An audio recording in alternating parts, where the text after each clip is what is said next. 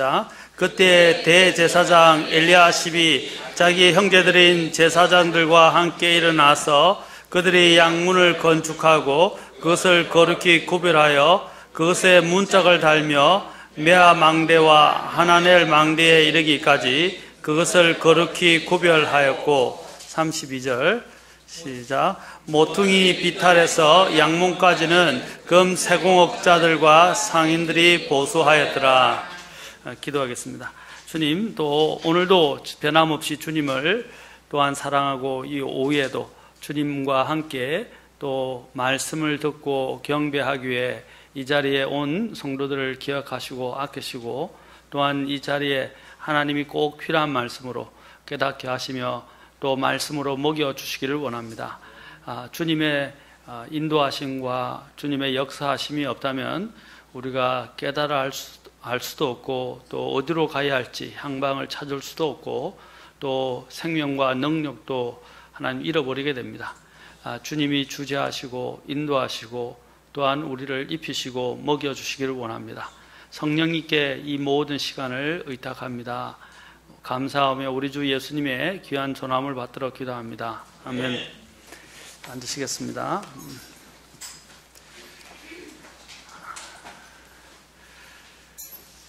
자, 오늘 우리 느헤미야 이제 3장, 2장에서 3장으로 넘어갔습니다. 이제 느헤미야 3장에서 우리는 성벽 재건의 원리를 보게 됩니다. 성벽 재건은 이제 느헤미야에 우리는 기도를 배웠고 또 느헤미야가 마음을 통해서 하나님께서 어떻게 그의 간증을 통해서 또 하나님께서 손을 들어 역사하셔서 또한 이 놀라운 성벽 재건의 일들을 시작할 수 있도록 했는지 우리는 알 수 있습니다. 이 성벽 재건의 이 일들이 본격적으로 이제 3장에서 착수가 됩니다. 착수되는 내용입니다. 이 예루살렘 성벽과 성문을 제공하는 이 내용, 이 느헤미야 3장은 얼핏 보면 굉장히 단조로워 보입니다. 내용도 보면 계속 반복적인 내용들이 나오는 것 같습니다. 누가 어떤 족속이, 그렇죠? 어떤 지파가 어떤 가족대로 그 다음에 뭘 세우고 그 다음에 무엇을 세우고 그 다음에 무엇을 세우고 그 다음에 어떤 문을 세우고 그 다음에 뭘 세우고 쭉 이런 내용으로만 보입니다.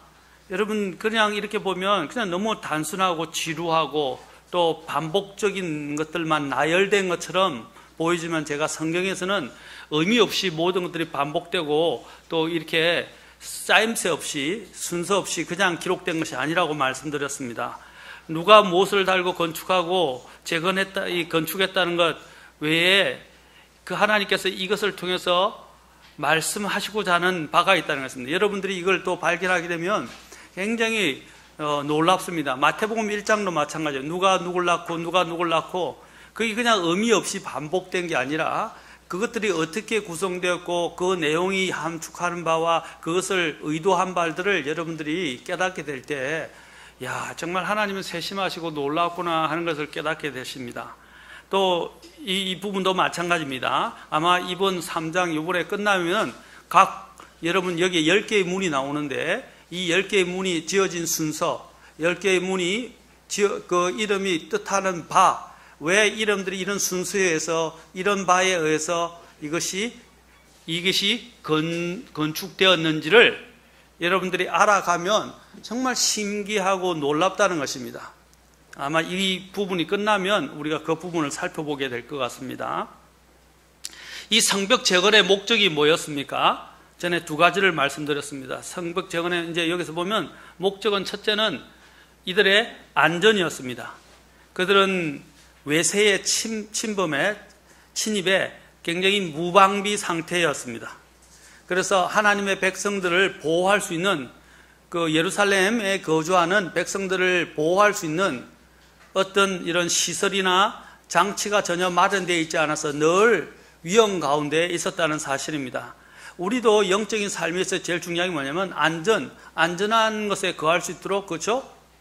울타리를 치고 또 그것을 보수하고 세우는 것입니다.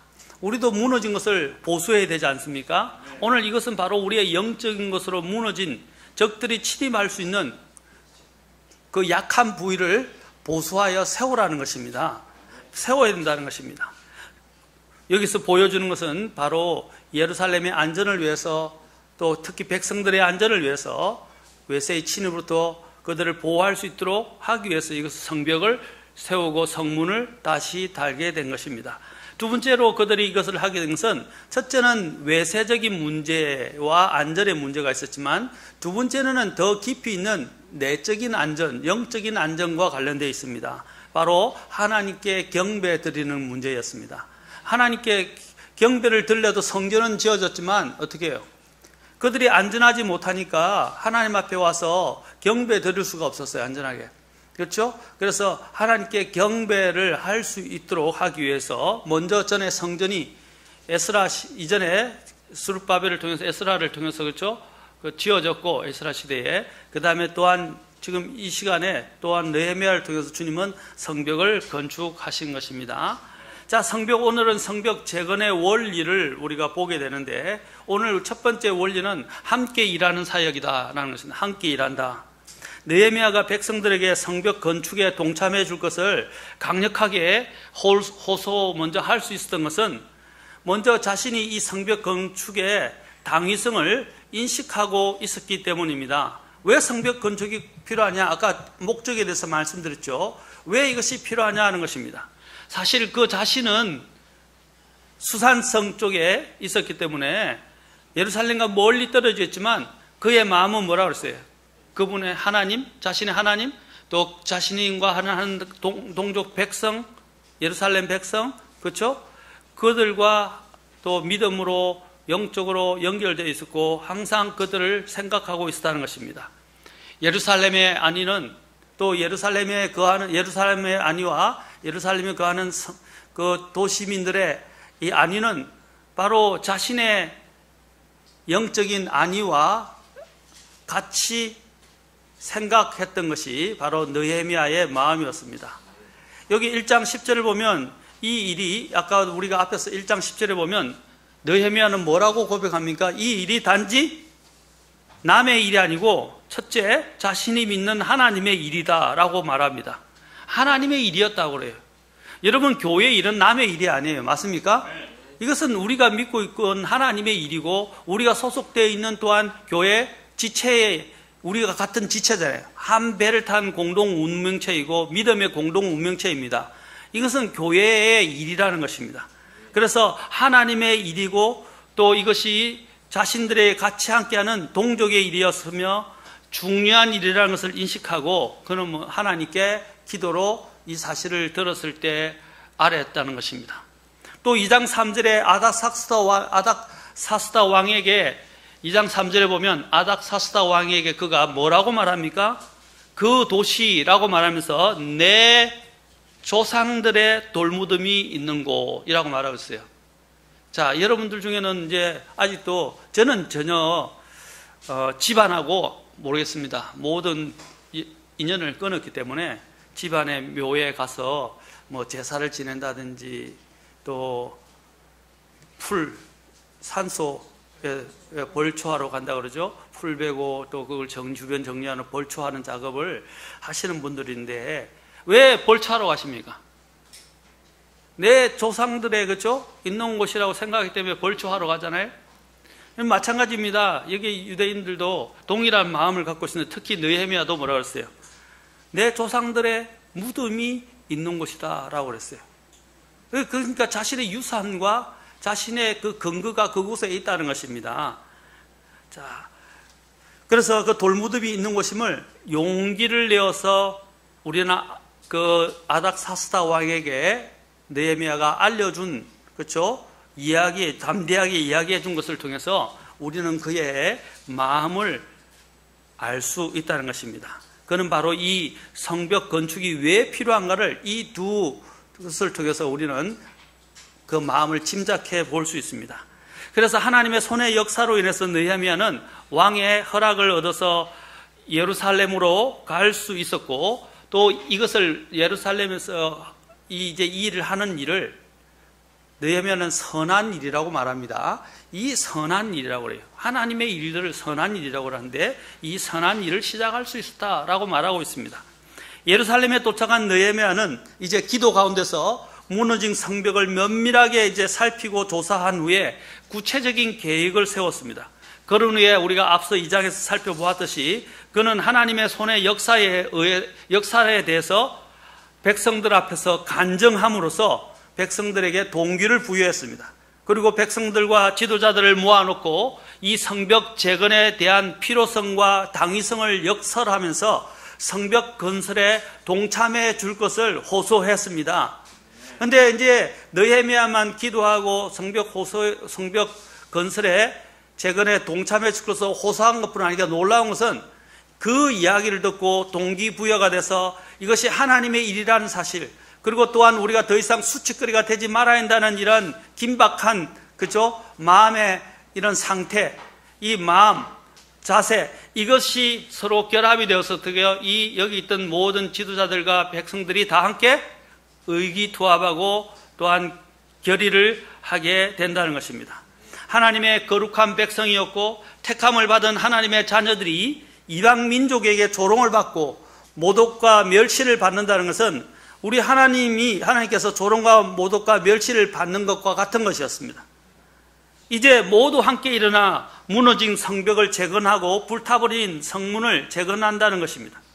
그래야 하나님의 백성이 더 이상 수치를 당하지 않고 온전하게 경배를 드릴 수 있는 것입니다. 여러분, 우리에게서 제일 중요한 게 우리가 위정자들을 위해서 기도하라고 그랬잖아요. 근데 위정자를 위해서 기도해야 되는 대표적인 가장 큰 이유가 뭐예요? 디모데전서 2장에 보면 뭐라고 돼 있어요? 2장에 보십시오. 2장에 보면 우리가 왜 위정자를 위해서 기도해야 됩니까? 우리가 모든 사람을 위해서 기도하되 특히 뭡니까? 왕들을 위해서 또 그 제도를 위해서 제도를 위해서도 기도하라고 베드로 스승은 이야기합니다. 제도. 왜 우리가 지금 위정자들을 위해서 기도해야 돼요? 자, 거기 보세요. 2장이 뭐라고 됐어요? 2장이 뭐라고 됐어요? 2장 1, 2절에서. 예. 하나님께서, 물론 로마서에서는 그들이 하나님이 세우신 사역자들이라고 말합니다. 그러나 또한 한 가지 우리와 직결되는 문제가 있어요. 2장 보세요. 디모데전서. 예, 정적으로 하나님을 따르는 가운데 뭐라고요? 예, 조용하고 평화로운 삶을 누릴 수 있기 위해서이다. 나라가 어지러워지고 나라가 잘못된 길로 가면 어떻게 해요? 그 피해가 고스란히 국민들에게 가고 그 국민들뿐 아니라 또 누구에게 가요? 대표적으로 그리스도인들에게, 교회에게 닥친단 말입니다. 오늘날 여러분 인권, 지금 일어나는 인권 문제, 자유삭제 문제, 지금 동성애 이것 허락 문제, 이런 문제가 보통 문제가 아니에요.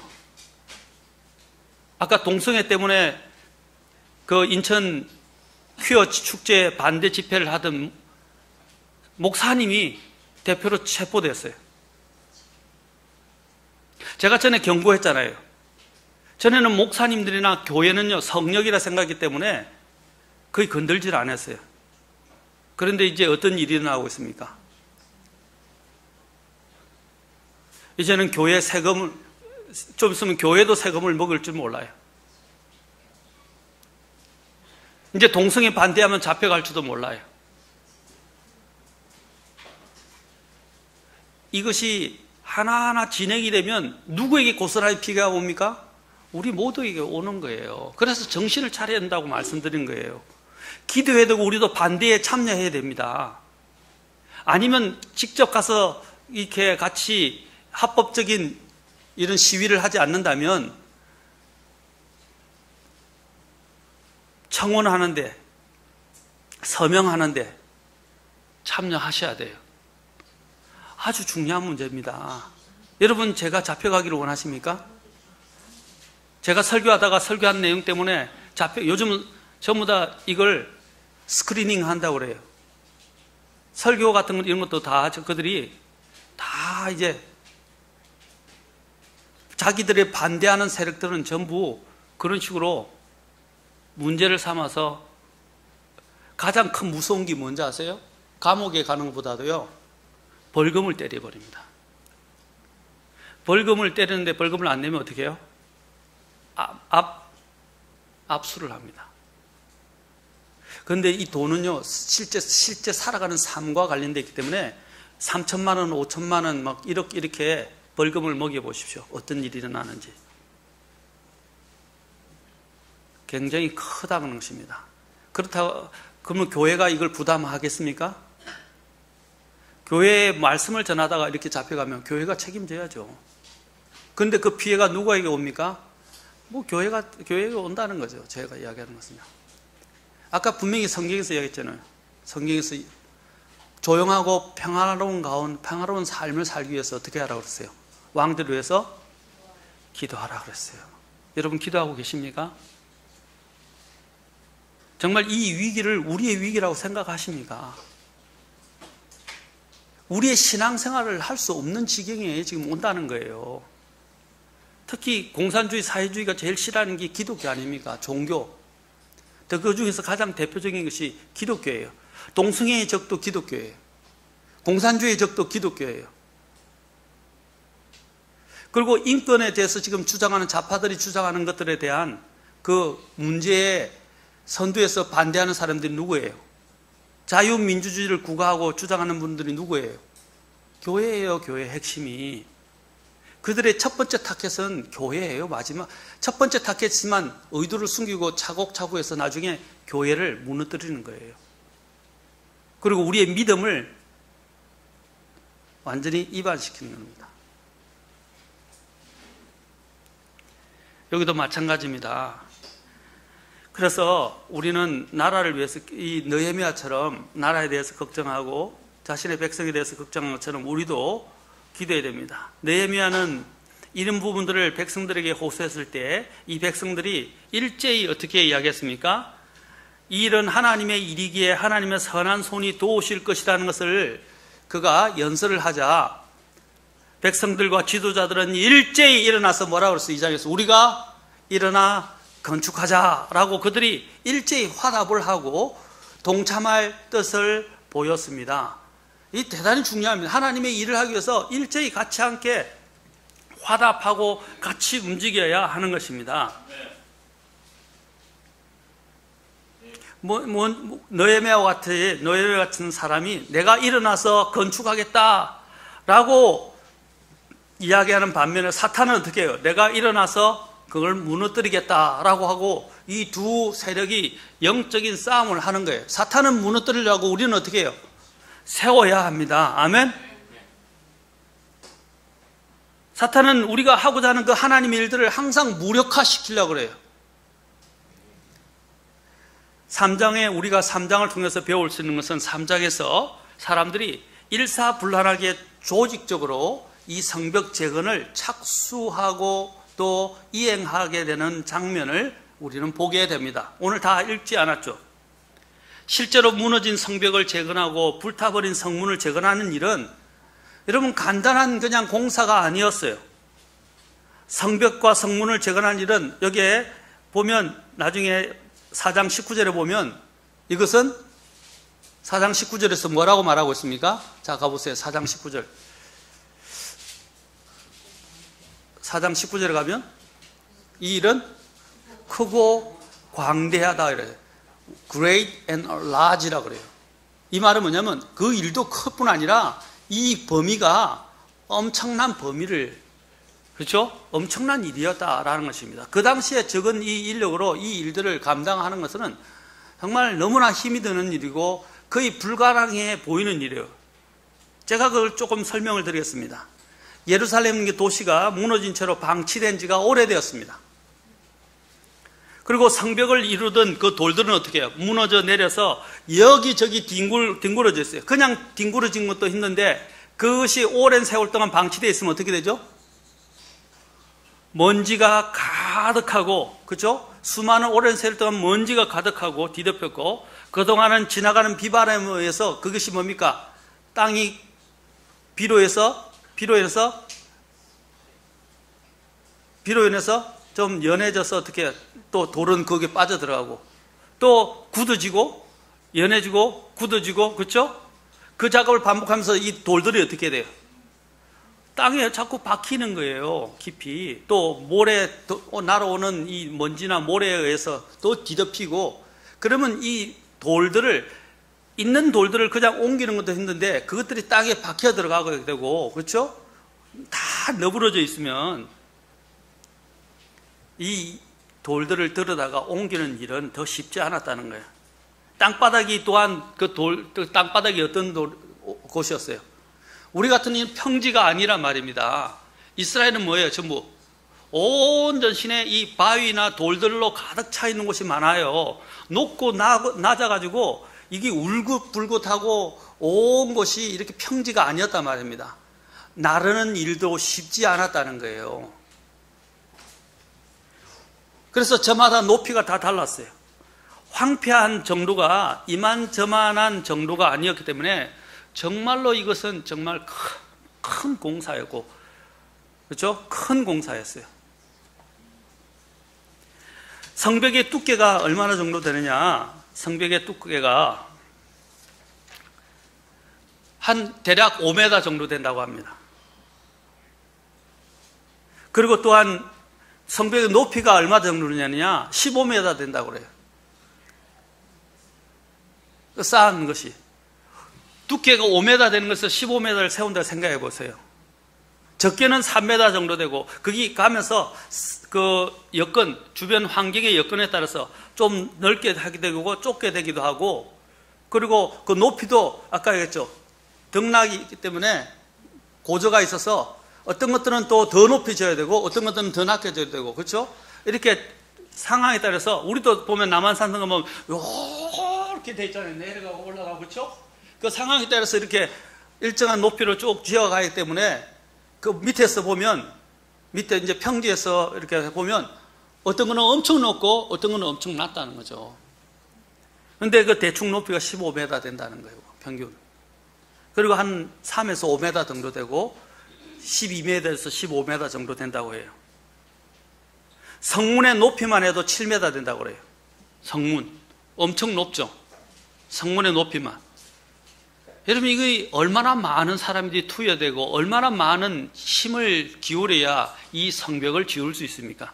우리는 성벽하니까 그냥 대충 생각하는데, 우리 서울에도 남한산성, 그죠? 남한산성, 또 그 다음 남대문, 동대문, 이제 북대문 옛날엔 다 없어지면 동대문, 남대문 남아있는데, 그 남대문, 동대문에도 얼마나 커요? 그걸 보수하고 세우는데도 얼마나 많은 인력과 재정이 투여됩니까? 우리 옛날에도 여기도 한양 성에 이렇게 성이 있었잖아요. 그렇죠?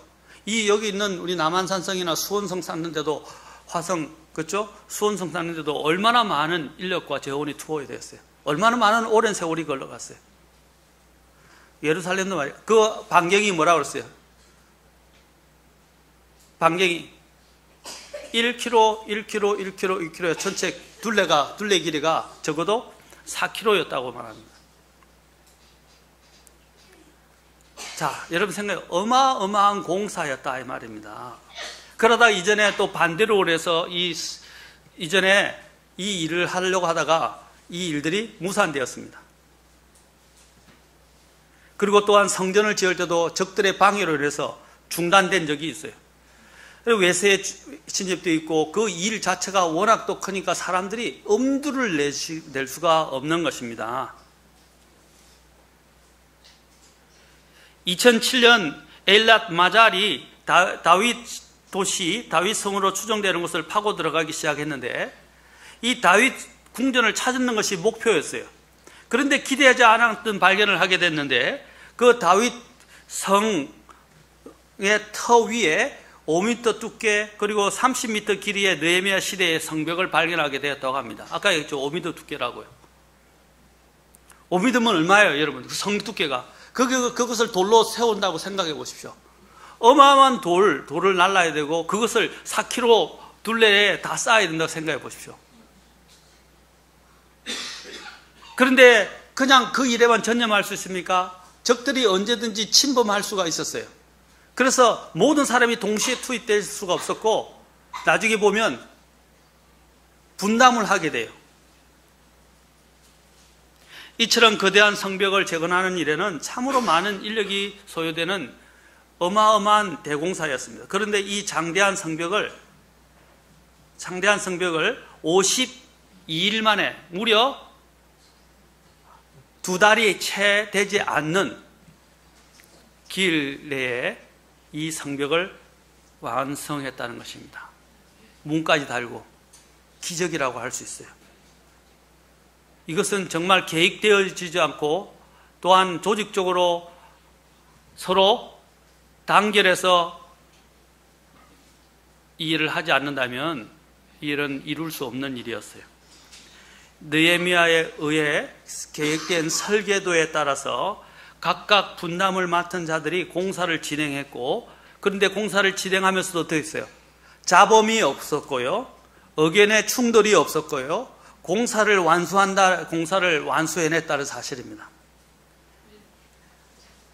자, 이 성벽 재건의 공사가 어떻게 됐는지 조금 보겠는데, 3장 1절에 보니까 그때에 대제사장 엘리야십이 자기 형제들인 제사장들과 함께 일어나 그들이 첫째 양문을 건축하고 그것을 거룩히 구별하고 그것에 문짝을 달며 메아 망대와 하나넬 망대에 이르기까지 그것을 거룩히 구별하였고, 성벽 성문만 쌓은 게 아니라 뭐랬어요? 망대도 또 세웠다라고 말하고 있습니다. 2장 18절에서 이들은 우리가 일어나 건축하자 말만 해놓고 그냥 의기투합해서 결의만 해놓고 그들은 아무 일도 하지 않았던 것이 아닙니다. 하자 해놓고 어떻게 했다고요? 의기투합해서 같이 한 마음으로 힘을 모아서 실제로 이 성벽을 건축했다는 것입니다. 행동으로 옮겼다는 거예요. 많은 사람들이 자기의 말만 늘어놓고 하지 않는 사람들이 있어요. 개인이든 가정이든 교회든 우리가 하나님의 비전을 가졌다면 그 비전을 실제로 실행에 옮겨야 역사가 일어납니다. 아무리 멋진 계획과 훌륭한 비전이 있다 해도 실천되지 않는다면 다 허사예요. 이스라엘 백성은 성벽 재건을 하려는 생각만 하지 않았고 입으로만 우리가 일어나 건축하자고 말하지 않았습니다. 그들은 정말 일어나서 건축했습니다. 자기들을 들였습니다. 급기야 이 힘든 공사를 불과 50일 만에 놀라운 속도로 놀라운 시간 내에 이것을 끝마치게 됩니다. 그 일을 저들이 2달도 못 되어 끝마칠 수 있다는 것은 이건 기적이라고 할 수 있습니다. 각자가 사실 보면요, 또 놀라운 것은 자신들이 거주할 집도 짓지 않고 먼저 천막에 머물면서 무엇부터 했어요? 이제는 성전, 그 다음에 성벽을부터 건축했다 이 말입니다. 우선순위가 어디를 향해 있다는 것이죠? 하나님을 향해서 하나님의 도시 전체 또 이스라엘 백성을 위해서 먼저 되었다는 것입니다. 우리도 충효 이렇게 하잖아요. 나라가 있어야 가정이 있잖아요. 나라가 있어야 교회가 있어요. 맞습니까? 물론 교회가 있어야 또 나라를 받쳐줄 수 있어요. 그러나 먼저 충효하듯이 나라가 있어야 우리 가정이 유지될 수 있어요. 나라가 무너지는데 무슨 가정을 이룰 수 있고 우리가 믿음 생활을 할 수 있냐는 거죠. 그래서 나라를 위해서 기도하라는 겁니다. 아멘? 여러분들이 남의 불난 것을 구경하듯이 그렇게 불보듯 보지 마세요. 지금 일어나는 이 사태는 정말 심각하고 우리나라에 일어나는 사태는 심각한 거. 우리나라 정말 위기에 처해 있어요. 제가 전에 말씀드렸잖아요. 하나님의 눈동자가 누구라고 그랬어요? 이스라엘이라고 했죠. 그런데 이스라엘 대통령이 방문한다는데 어떻게 했다고 그랬어요? 우리나라가 거절했잖아요. 어떤 명분도 없이 거절해버렸어요. 단칼에. 왜? 북한하고 연관되어 있기 때문에. 북한이 이란을 돕고 있고 이란이 그 핵무기 개발이나 미사일 개발을 해서 어떻게 이스라엘을 침공한다 그랬잖아요. 그런데 이 북한의 문제는 이스라엘과 또 직결된 안보 문제예요. 제가 말씀드렸잖아요. 이스라엘을 건드리는 것은 하나님의 눈동자를 건드리는 거라고.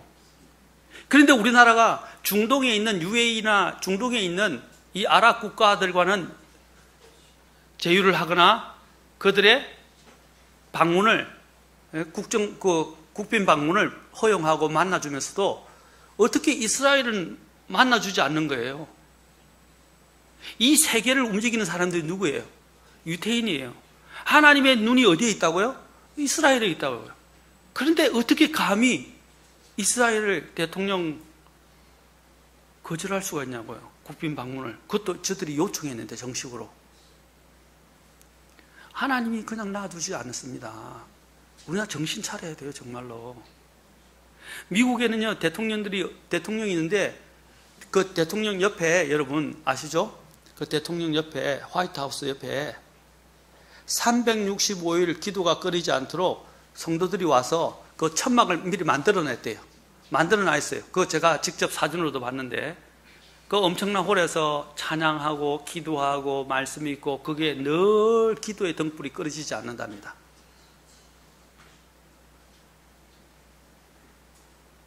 교회가 부흥하는 데도 마찬가지로 스펄전 목사님이 설교할 때나 무디가 설교할 때도 항상 뭐라고 그랬어요? 그 뒤에 기도하는 사람들이 있었다는 거예요. 저와 여러분, 제가 사역을 하는데 사역을 잘 할 수 있고, 또 저희 교회가 세우기 위해서 항상 중보하는 사람이 있어야 돼요. 저를 위해서 중보하는 사람도 있어야 되고, 우리 교회를 위해서 중보하는 사람들이 늘 있어야 돼요. 그래야 교회가 세워진 거예요. 제가 우리 오순보 모민을 굉장히 귀하게 여기는 것은 바로 기도의 근원이라는 것입니다. 초창기부터 이 교회가 세워질 때부터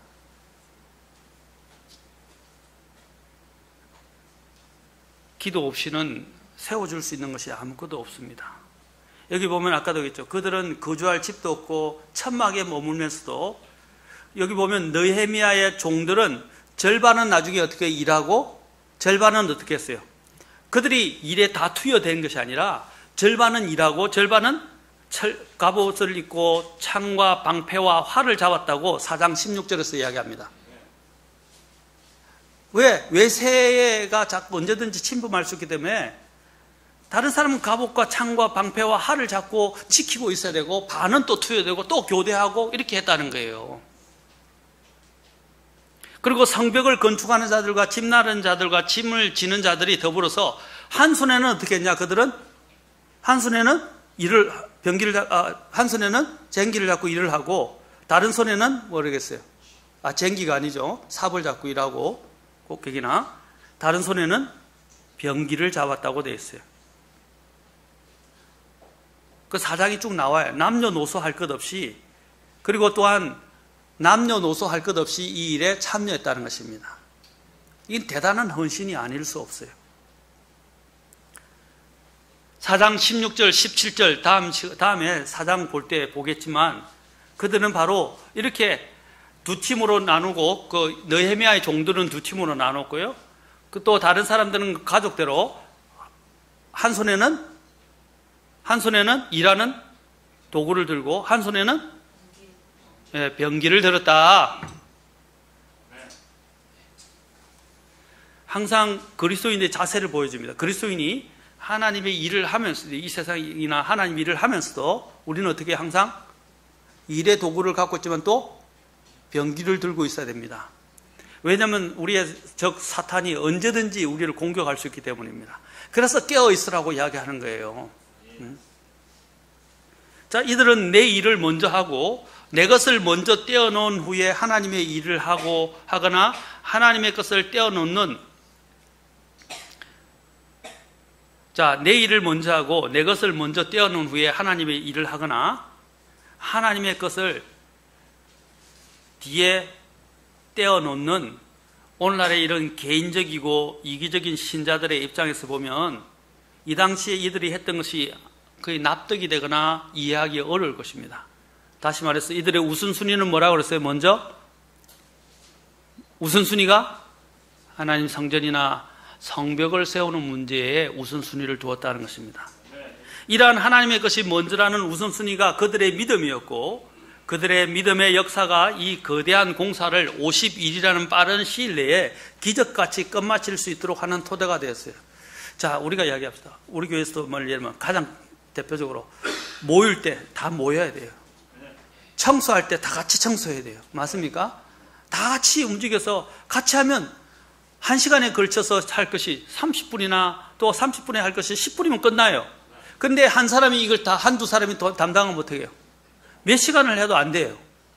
그러나 딱 분담을 해서, 예를 들면 청소만 해도 분담을 해서 하니까 어떻게 일이 금방 이루어져요. 책상 접는 사람, 끌레질하는 사람, 또 청소기로 빨아들이는 사람, 그렇죠? 또 각 분야에서 또 각각 눈에 띄지 않는 것을 또 쓰레기 정리하는 사람, 부엌 정리하는 사람, 각 방마다 담당자, 이렇게 하니까 얼마나 일사불란하게. 그런데 배짱이처럼 어떤 사람들은 일도 하지 않는 사람들이 있어요. 그러면 그 몫을 누가 담당하는 거예요? 그러면 더 시간이 걸려지고 더 많은 일을 해야 돼요. 마찬가지입니다. 청소만 이야기하는 게 아니라 교회 일도 마찬가지예요. 다 같이 모여서 같이 함께 일사불란하게 마음을 모아서 일을 해야 교회 일이 되는 거예요. 그런데 꼭 보면 이런 것들을 같이 함께 하지 않는 사람들이 있어요. 일반적으로 어떤 일이 좋고 필요하다고 해서 사람들이 다 참여하는 건 아닙니다. 아닌 것 같습니다. 자신들의 이해관계가 얽혀있지 않고 자기 생존과 생존의 문제와 연관되지 않으면, 또 그것이 자기 일이라고 생각되지 않으면 사람들은 참여를 안 하는 것 같아요. 지금 여기 보십시오. 이전에 이 좌파 정권을 찍었던 사람들을 보십시오. 이제 그들이 시위자로 돌아섰어요. 특히 소상공인들. 뭐 때문에 돌아선 거예요? 네, 자기 이 밥줄이 끊어지게 되니까 이제 돌아서는 거예요. 보세요. 자기들에게 생존에 연관이 되기 시작하면 사람들은 달라지기 시작한다는 거예요. 그때는 늦어요. 지금은 늦어요, 이제. 여러분, 올라간 최저임금이 내려갈 수 있겠어요? 올라가는 것은 쉬워도 내려가는 것은 어려워요. 가격이 그래요. 제가 이번에 시장에 갔었는데 몇 개 안 샀는데 세상에 시금치 한 단에 4,000원 넘어가고요. 정말 상상을 초월해요. 물가들이 야채를 사 먹을 수가 없어요. 몇 개 안 샀는데 그냥 10만 원이 넘어가요. 어떻게 살라고? 사람들은 헌신할 만큼 충분히 동기부여가 되고 그 일에 동참할 일의 가치가 있다고 판단될 때까지는 사람들은 움직이지를 않습니다. 우리는 이미 여기서 볼 때 하나님의 일이라고 할 때에 그것은 이미 우리에게 동기부여가 되었다고 할 수 있어요. 여러분, 우리가 지금 하는 일들은 하나님의 일입니다. 맞습니까? 그러면 이미 동기부여가 된 거예요. 여기 있는 백성들이 뭐래요? 그러자 하나님의 일이라고 했을 때 또 우리의 수치와 수치를 그렇죠? 몰아낼 수 있는 일이라고 생각되었을 때 그들은 일제히 화답하며 같이 함께 하기로 결의를 했습니다. 느헤미야가 백성들이 움직일 수 있도록 할 수 있었던 것은 바로 너와 나의 일이라고 생각일 뿐 아니라 하나님의 일이라는 사실을 깨우쳐 주었고, 이 사실을 모든 백성이 다 함께 공동으로 인식했기 때문에 이 일을 이렇게 이룰 수 있었던 것입니다. 우리는 우리가 하는 이 부분들이 하나님의 일이라고 한다면 만사를 제쳐놓고 함께 협력해야 합니다. 교회 모임에 있어서도 협력해야 합니다. 모이기를 패하는 사람들의 어떤 습관과 같이 하지 말라 그랬어요. 모여야 됩니다. 아멘? 모이는 게 의무이기도 하지만 특권이에요. 이것은 최고의 일이에요. 하나님은 또한 이 일을 통해서 우리에게 생명의 말씀을 주시고 복을 주시기를 원하시는 겁니다. 아멘? 하나님이 원래 우리를 위한 것은 우리의 유익을 위해서요. 그런데 우리가 하나님의 아무리 복을 주려도 안 오면 줄 수가 없는 거예요. 주님이 예루살렘아 예루살렘아 암탉이 자기 자신의 병아리를 모으듯이 내가 너희를 그렇죠? 모으려고 얼마나 너희들을 다 모으려고 했느냐. 그럼에도 불구하고 뭐라 해서 주님이 너희들이 오기를 원하지 않았다라고 주님이 말씀하셨어요. 주님은 주시려고 준비가 되어 있는데 그 이스라엘 백성들이 주님께 오지 않는 거예요. 거절하는 거예요. 마찬가지예요. 하나님이 모임에 오라는 이유가 뭡니까? 우리의 영적인 유익과 복을 위해서 하나님이 오라고 하는 거예요. 그리고 그 일에 동참하는 것도 마찬가지예요. 자신의 기분과 상황과 감정과 환경을 따지지 말라는 거예요. 믿음으로 일하라는 거예요. 믿음으로. 하나님을 의지하라는 거예요. 왜? 하나님이 이 모든 것들에 복을 주시는 권원이시기 때문입니다. 우리는 하나님의 일이라면 진짜 만사를 제쳐놓고 함께 협력해야 합니다. 또 내게 맡겨진 부분들도 귀하게 생각해야 합니다. 그렇죠? 그 성경에도 나오잖아요. 왕궁에 거하는 것보다 하나님의 뜰에 문지기가 되는 것이 더 낫사오니. 왕궁에서 화롭게 지내는 것보다 하나님 뜰에 문지기가 더 낫다. 영적인 일이 얼마나 중요한가를 말하는 것입니다.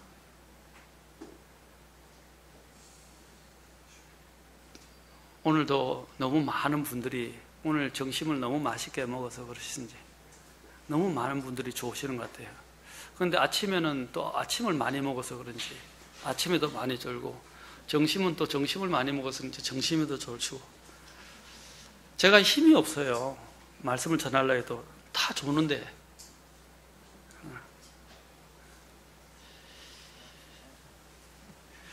자, 느헤미야 3장에 보면요, 여러분 43개의 가족 단위로 움직이고, 심지어는 여러분 여기 명단까지 기록되어 있습니다.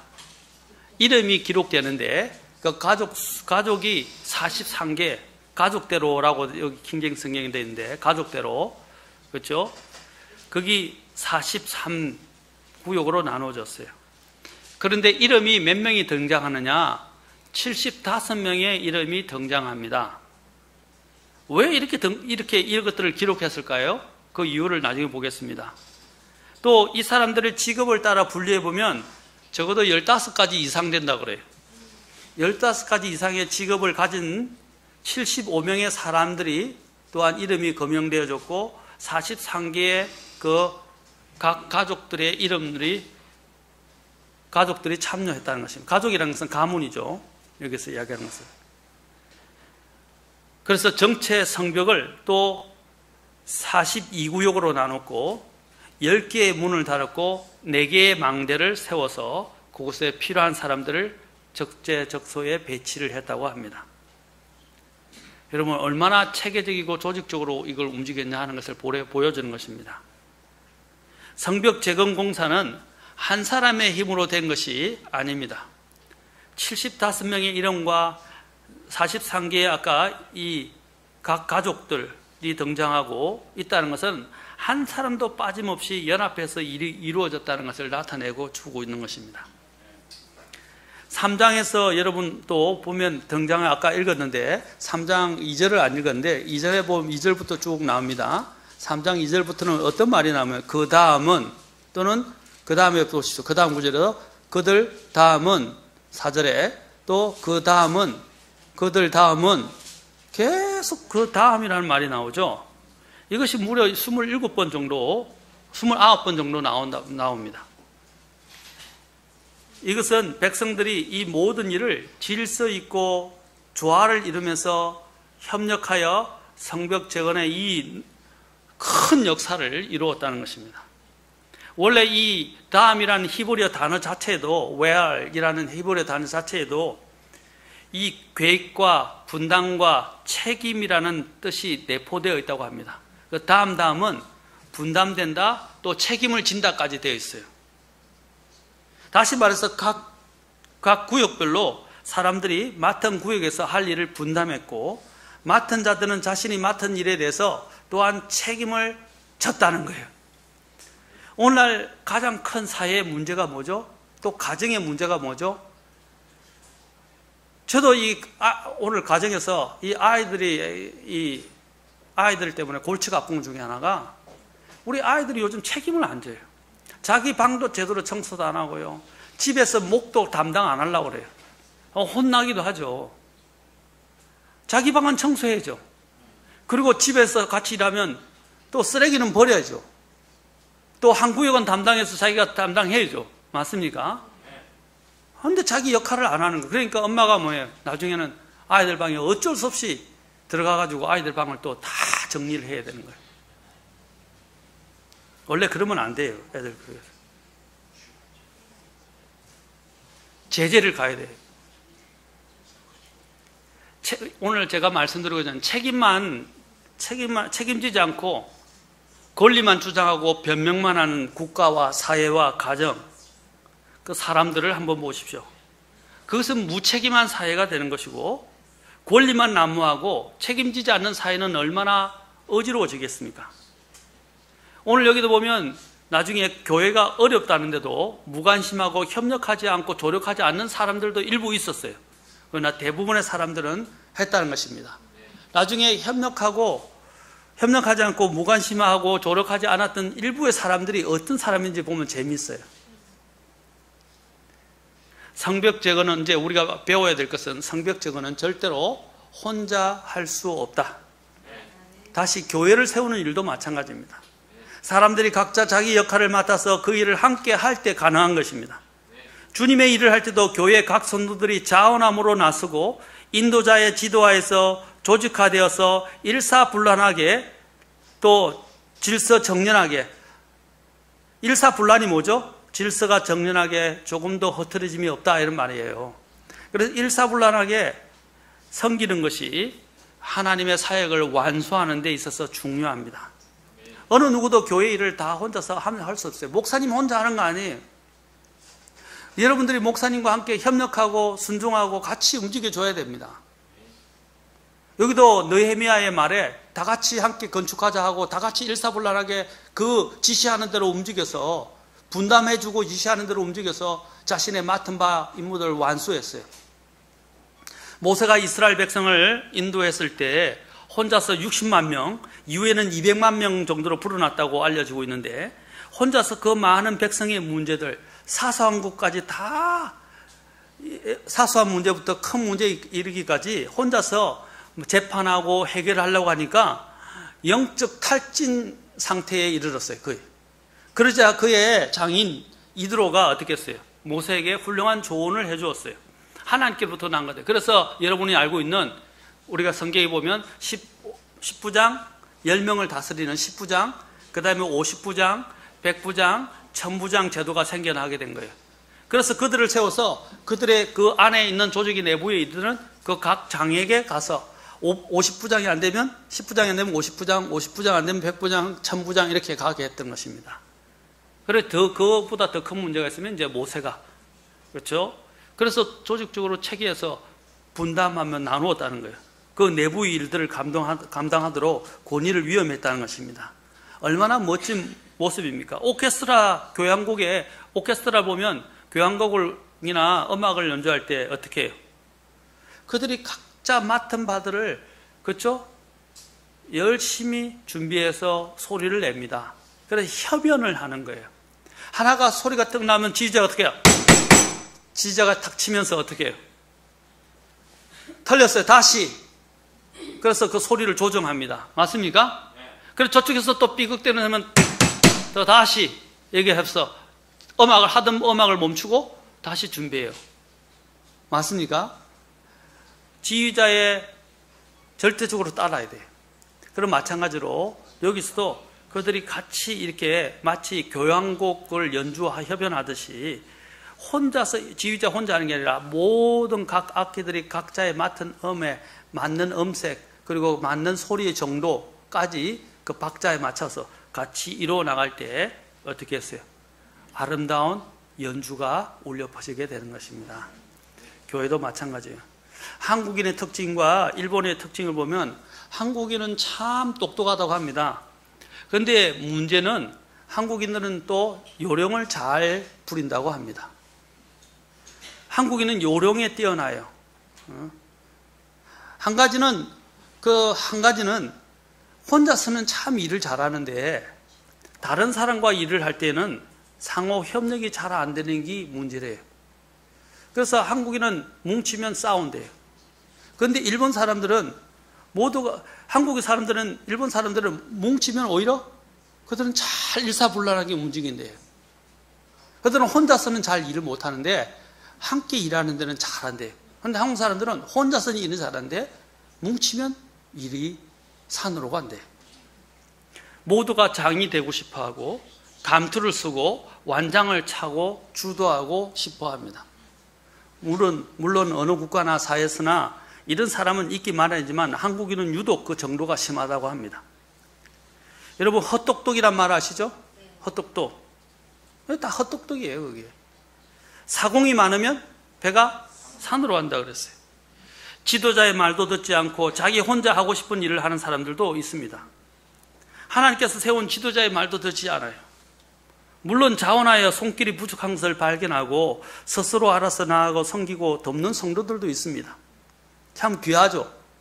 그런데 지도자의 리더십과 전체 방향에 맞추지 않고 개별적이고 독자적으로 일하는 것은 오히려 일을 방해하는 것입니다. 우리도 아까 합주에 대해서 이야기했잖아요. 합주하는데, 그렇죠? 그 합주하는데 혼자만 소리를 내고 혼자만 하고 있으면 어떻게 해요? 소리를 주변하고 맞추질 않아요. 사부역에서 중창을 하더라도 각 그 음색에 맞게 자신의 소리를 조절하고 함께 어우러지도록 해야 되는데 톡톡 튀어나온다. 그렇죠? 그런 것들은 전혀 아름다운 연주를 만들 수 없듯이 우리도 마찬가지 교회 사역에서도 아름다운 이 사역을 이룰 수 없게 됩니다. 오히려 방해가 됩니다. 항상 하나님의 일에는 또한 소극적인 사람들이 있어요. 이 소극적인 사람들에 대해서는 다음 시간에 우리가 보겠습니다. 소극적인 사람들로 인해서 우리는 또한 마음 상하지 말아야 합니다. 첫째는 뭐라 했어요? 모두 다 함께 이 일들에 혼자 할 수 없고 함께 동참해야 된다. 두 번째로는 하나님의 일에 소극적인 사람들이 있어서는 안 된다는 것입니다. 자, 소극적인 일에 대해서는 다음 시간에 우리가 살펴보도록 하겠습니다. 다 같이 우리가 머리 숙이고 일어서시겠습니다.